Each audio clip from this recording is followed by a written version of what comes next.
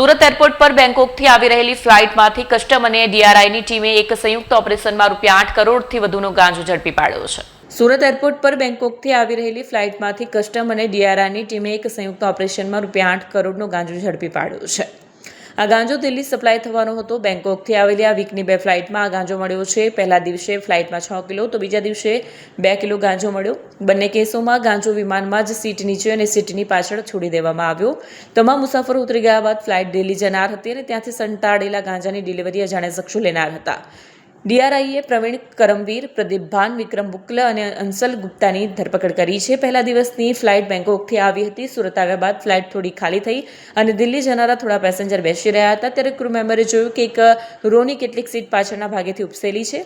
જાણે કંઈ મૂક્યું હોય તેણે સીટ કવર ખસેડીને પાછળની બાજુએ જોયું તો થેલીમાં કંઈ ભરેલું હતું।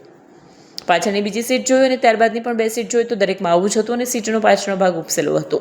તમામ સીટ ચેક કરવામાં આવતા 4 બેગ મળી આવી, જેમાં 6 કરોડનો ગાંજો હતો।